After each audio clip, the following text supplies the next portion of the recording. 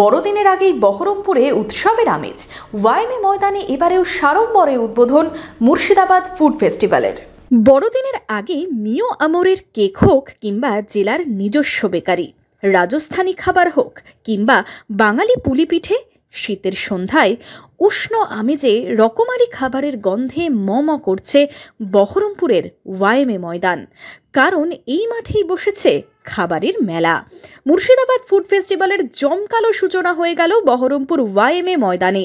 প্রচুর খাবার, ভিন্ন স্বাদের, ভিন্ন রকমের নতুন নতুন আইটেম, যা বহরমপুরে বসেই চেখে দেখার সুযোগ পাবেন জেলাবাসী। সপ্তম বর্ষে ফুড ফেস্টিভ্যালের স্টল সংখ্যা প্রায় 100টি।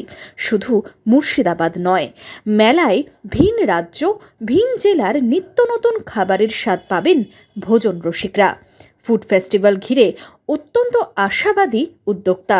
আর মেলা সেজে উঠতে 10 দিনের একটা ঝক্কি সামলানো, যে এই ময়দান 10 দিন ধরে এতটা বড় একটা মেলাকে ধারণ করে রাখবে, তার জন্য তো তাকে একটু প্রস্তুতি নিতে হবে। সেই প্রস্তুতিটাই চলছে এখনো পর্যন্ত। আর কিছুক্ষণের মধ্যেই পুরোটাই সেজে উঠবে আমাদের মেলা প্রাঙ্গণ। আশা রাখবো মানুষজন ভালোবাসে খেতে এবং খাওয়াতে।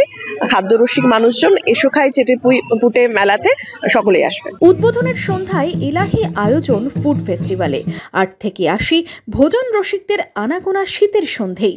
প্রথম দিনে উৎসবের অংশ নিয়ে কি জানালেন খাদ্যপ্রেমীরা, কেমন লাগছে তাদের? বিগত বছরের থেকে এই বছর একটু বেশি ভালো লাগছে।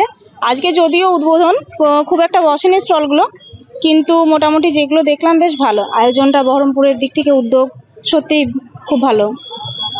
প্রতি বছরই আসে না? আগের বছর এসেছিলাম, বিগত বছর আমি থাকতাম এখানে 2014-15 সালে, তো তখন তো এরকম হতো না। এই আগের বছরটা দেখেছিলাম ভালো। এর আগে টেস্ট করেছিলাম বেশ কয়েকটা জিনিস, যেগুলো হয়তো লোকালে এরকম পাওয়া যায় না।